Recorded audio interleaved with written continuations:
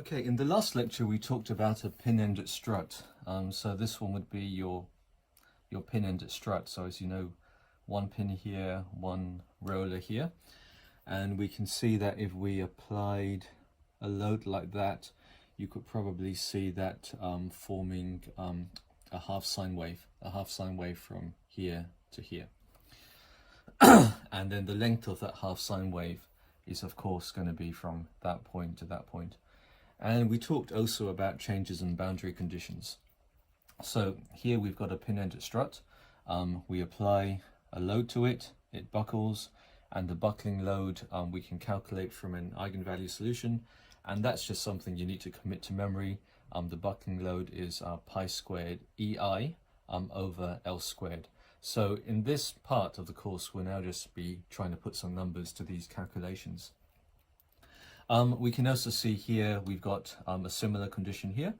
This end here, of course, being a roller, but this end would be a fix instead. So a fix instead of a pin. And you can see that, well, if you've got one of these at home, you can probably feel that that one buckles at a much lower load than that one there. So everything can be related back to the pi squared EI over L squared. For the pin-ended strut, which we'll see here. So we'll now look at example 2. So back here, we'll have a look at example 2. So I'll just read out the question to start with. The question for example 2 is a pin-ended steel tube. The length is 1.5 meters long, 25 millimeters of the outer diameter, 2 millimeters of the wall thickness, has an initial curvature. V equals a sine pi x divided by L, where a equals 5 millimeters. What is the maximum stress due to an axial load of 3.5 kilonewtons? So if we draw this down here, so I'll just try and sketch it down there. So we've got a pin-ended steel tube. It's a circular cross section, so that's a circular cross section, and then I'll go through the solution soon, which is on Dropbox, but I'll just try and draw this out. I'm not a perfect circle, of course. So the wall thickness is 2 millimeters. 25 millimeters outside diameter, so from there to there, that's meant to be a circle, so from there to there the outside diameter is 25 millimeters. And what's important here is that this A there, which is the initial curvature. So we've got an expression that says for the pin-ended strut, so under loads like that, we're saying that it's not exactly straight. So we talked about lack of perfect straightness, which we can see in real columns. So we're saying that our pin-ended strut doesn't start off life as being perfectly straight. After all, there's no such thing as a perfectly straight steel tube unless it's in a textbook. So we're saying in a very exaggerated scale that our pin-ended strut, and I'll just put that as a pin and then put that as a roller. So that's really as an exaggerated scale. And we would say that the amplitude of the initial imperfection, so the amplitude of the initial imperfection is going to be 5 millimeters. So knowing that we're going to be applying a 3.5 kilonewton force to both ends, which you can see there. So we're going to be applying a 3.5 kilonewton force to both ends. What would we expect as a result of applying 3.5 kilonewtons? We would expect that that thing would want to deflect even further. And the amount of further deflection that's going to cause is obviously going to be influenced by the initial imperfection of 5 millimeters. So the bigger the initial imperfection is, the larger the total deflection is going to be afterwards. So that's what you would expect anyway. And then it says, what is the maximum stress due to an axial load of 3.5 kilonewtons? So the 3.5 kilonewtons is of course going to cause more deformation or further deformation. And as a result of further deformation, it's going to be causing some stresses, and we'll be able to calculate those stresses later on. So before we do that, let's have a look at a picture that just got off the internet this morning. You would all recognize this. This is of course the Harbour Bridge, which was hit by a truck. So the fact that it's been hit by a truck, notwithstanding that you've lost the connectivity at the bottom, which they're going to try to fix, the fact that it's been hit by a truck or by something that has caused an initial imperfection from this state here. So initial imperfections are quite real, and in this one here, it's in an exaggerated scale. So if you now look at the drop box, you'll find that the solutions for this one is up. And what I'd like to do while we chat about the solutions for this is to talk to you about a few things. So one of the things that I'm going to be trying to talk about is what's known as thin ward approximations. And the other thing that I'm going to be trying to talk about is thick ward. So, which I suppose you wouldn't stick the word approximation in after that. So thick ward is effectively just work out the actual thickness or the actual problem or the actual physical problem. Thin ward is when we start to talk about just using the initial center line. So if we just draw something circular there, that's meant to be a circle, so I hope that turns out. And that would be halfway between the thickness there. So your thin ward, if you're using a thin ward assumption, you're going to be using the midline thickness. So I hope all of that makes sense. So there's obviously the outer thickness, there's the inner thickness. You can be using the inner dimension as well. So we'll come to that later on when we do the calculation. So what I'll do now is I'll stick out the solution, which I hope you can read. So all of this you can take directly from the Dropbox, and I'll just try and make that a bit bigger so that we can see what we're talking about.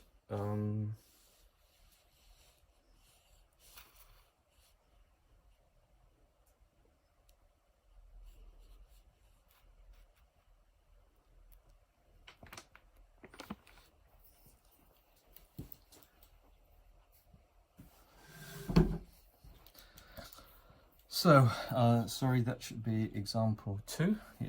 Okay, so a pin-ended steel tube, 1.5 meters long, 25 millimeters outer diameter, 2 millimeters wall thickness, has initial curvature, where A is an initial curvature in a half sine wave, where A is 5 millimeters. What is the maximum stress due to an axial load of 3.5 kilonewtons? So you can see that I've drawn it out here. So you can see this drawing here is what I drew originally to show the initial 5 millimeters initial curvature, or the 5 millimeters initial imperfection. So from there to there, this is where the thing starts off, obviously in a very exaggerated scale, since that is meant to be 1 meter and that is just meant to be 5 millimeters. But it is an initial imperfection, and the magnitude of the initial imperfection is 5 millimeters. And it's got that imperfection when it's got no load on. So you can see that I've written 0 kilonewtons there and 0 kilonewtons there, indicating that this is the state at which it's starting. Now I've set the scale here, so that would be, sorry, I've set the axis here. That would be the x-axis, and then that would be v naught of x. So that's the half sine wave function. So we can see along from the start to the end, that is represented by 1/2 sine wave.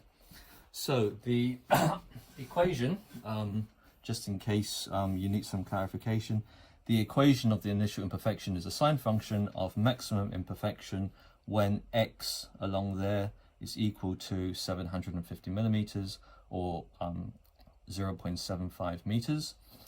So it occurs when it's L over 2.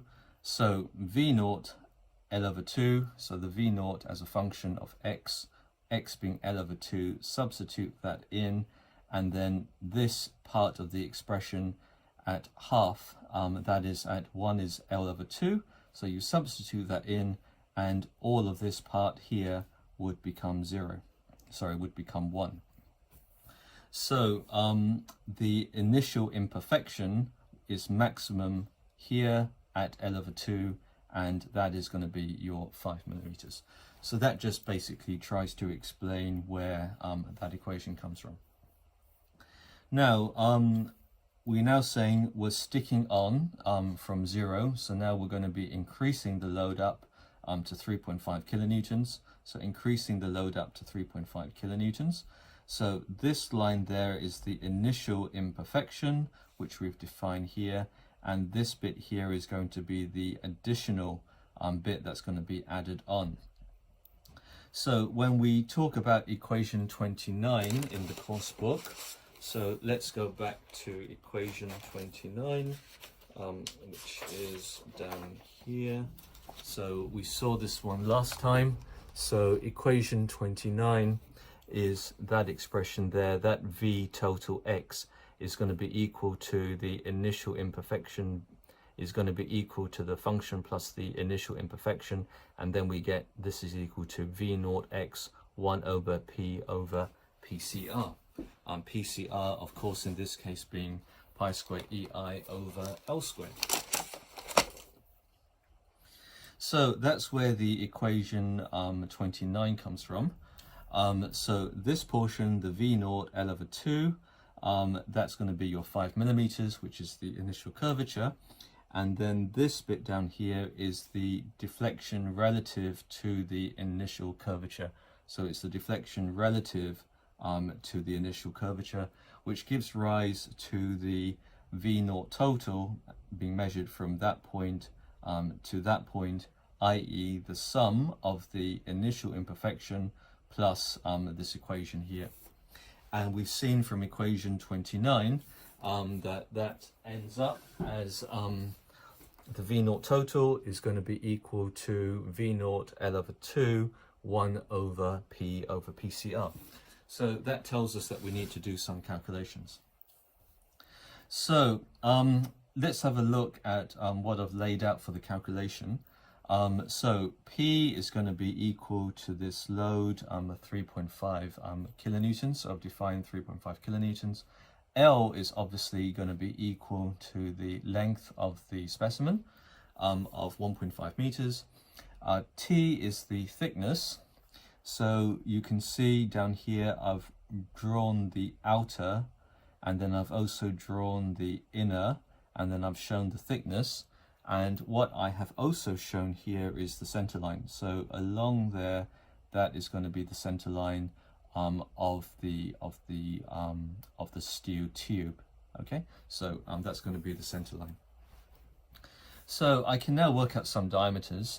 My outside diameter is of course 25 millimeters, which is there. The inside diameter from here to here is of course 25 minus 2, which is going to give you to 21 millimeters. And then the mid diameter is of course going to be the average of the 25 and the 21. And then from that we get it to be 23 millimeters. And then from there I can get the radius. So the radius is obviously half of the diameter. So the radius of the outer diameter is 12.5, the radius of the inner diameter is 10.5, and the radius of the mid diameter is going to be the average of those two, which works out to be 11.5 millimeters. So that's just based on the geometry of the section. Note here that I've got Young's modulus. So Young's modulus of steel, in this case, I've taken it to be 200 times 10 to the 3 newtons per millimeter squared. So if you did a test on a piece of steel, and then you got your stress strain curve, you would know from this course, Quincy's course and Charles's course in Civil 250, that the gradient there, when that is stress and that is strain, you would know that that gradient is going to be the Young's modulus, and I've taken the Young's modulus to be 200 times 10 to the 3 newtons per millimeter squared. Okay. Right, and then the last thing, of course, that we'll have to be calculating is going to be your PCR. And then this thing here, PCR, from the equation that you should be committing to memory, PCR is going to be equal to pi squared EI over L squared. So we've got the E, which is the Young's modulus, or the gradient of the material of the stress strain curve. We're going to be calculating I, which is going to be the same about any axis, and then we've got the pi squared. So let's move on with the calculation. So we're going to be doing it two ways. So one way, which I'll call the thick assumption, or we'll just call it the obvious way of doing it. And then later on we may come back and have a look at the thin ward assumption that we can use in certain types of structures, which would make the calculation effort much easier. So sometimes it looks like it's going to be made more complicated, other times, but generally it is what engineers use. So engineers would tend to be using the thin ward assumption anyway for most calculations. So you can look up the internet and find an equation for the second moment of area, or the moment of inertia of a circular section. So if you look up the internet and you find an equation which would give you the second moment of inertia of that,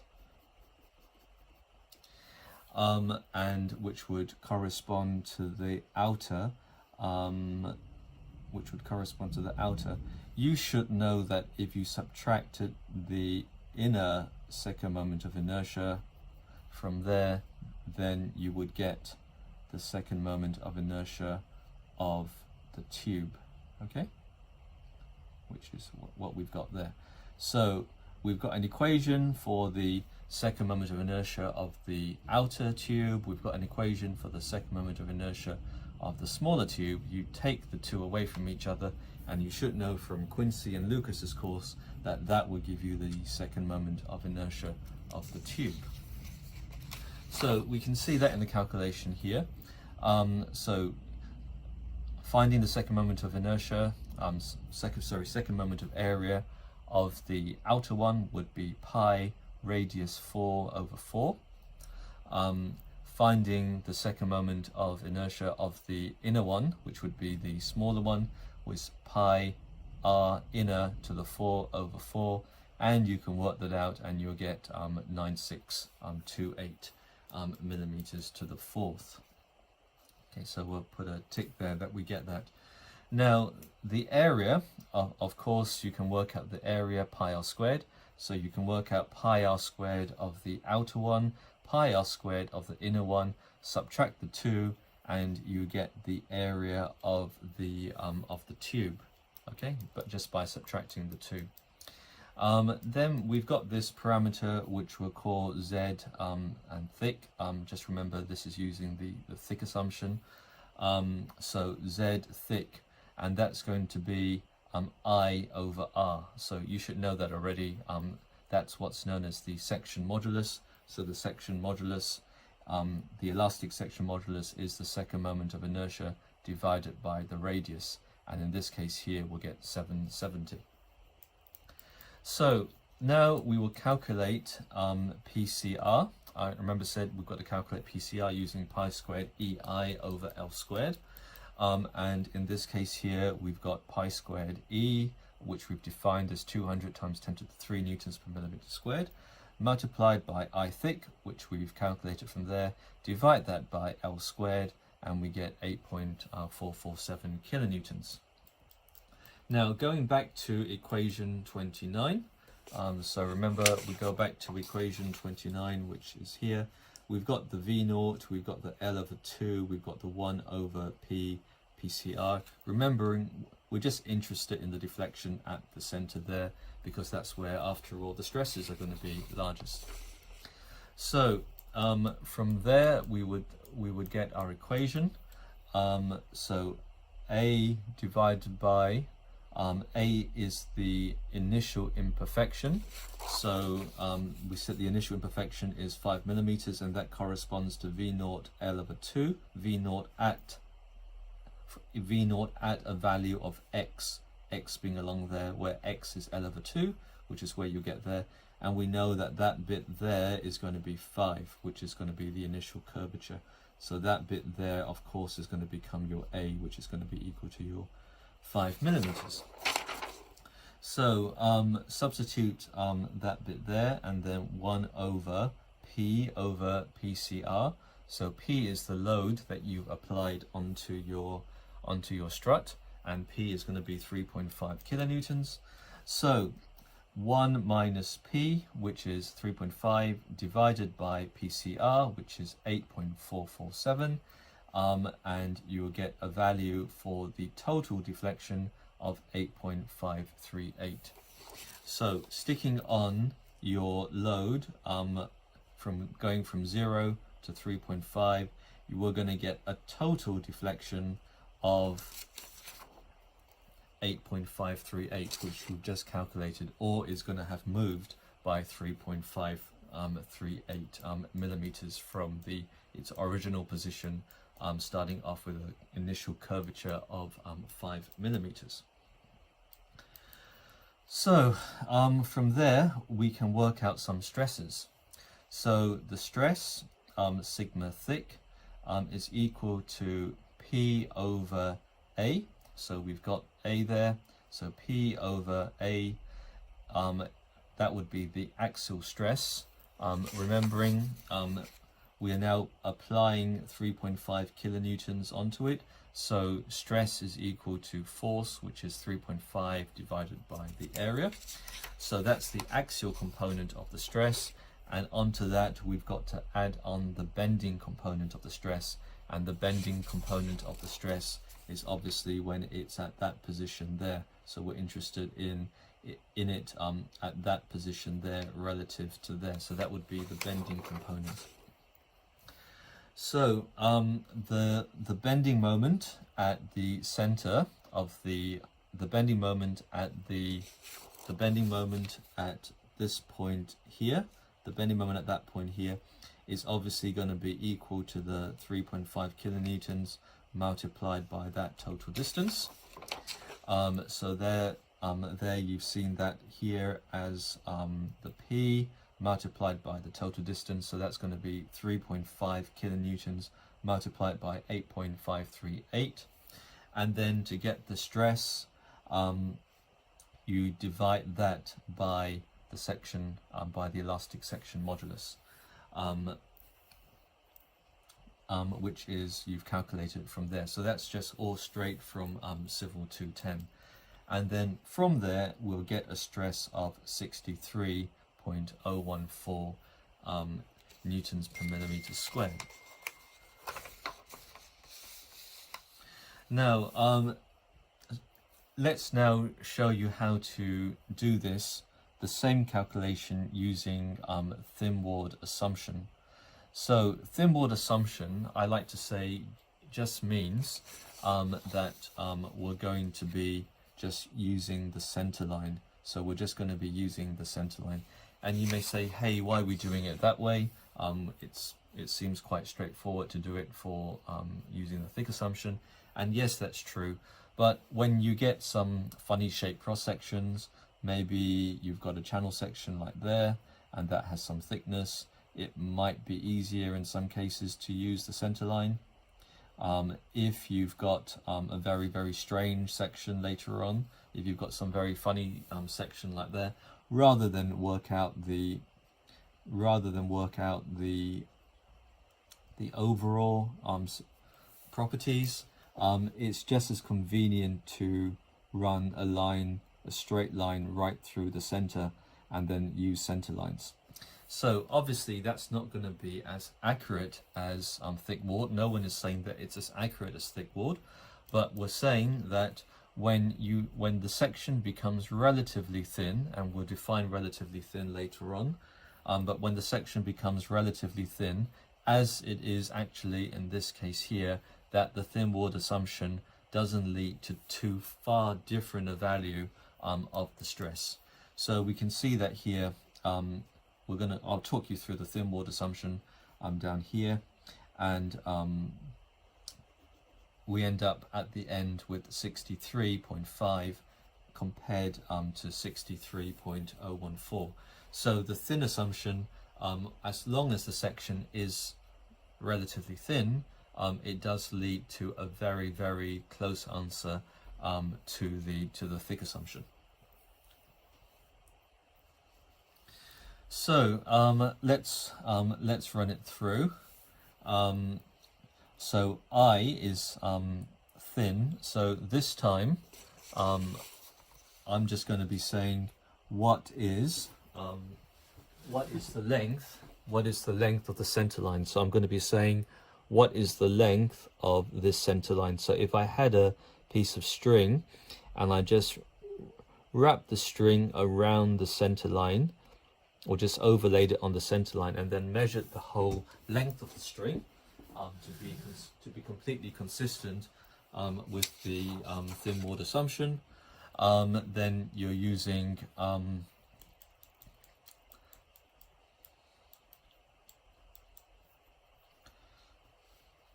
2 pi r. Okay, so you're using 2 pi r. So 2 pi r, where r is the mid, if that would be the length of the circumference along the center line, and if you multiply that by the thickness, you're going to get an approximation for the area. So it's not going to be as accurate as this calculation here, but you can see that, well, you can see in this case here, it's pretty much spot on. So you can try it yourself. If you've got a slightly bigger thickness, you won't get the same answer. But as the thickness becomes smaller and smaller and smaller, the thin walled assumptions very much get much closer to the thick walled assumptions. Now, if you just hang on a second.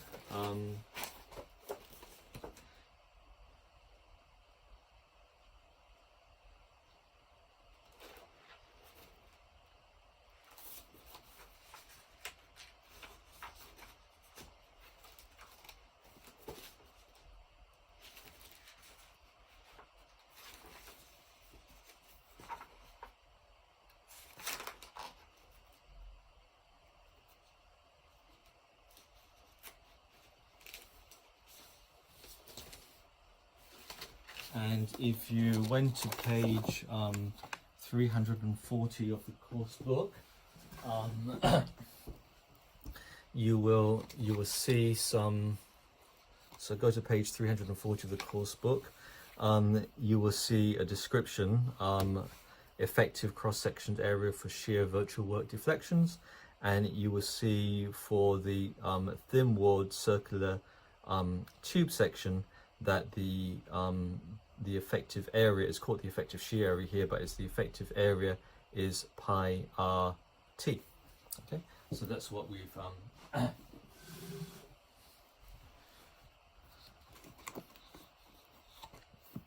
and if we look at that was for the effective shear area. If we look for the course book here,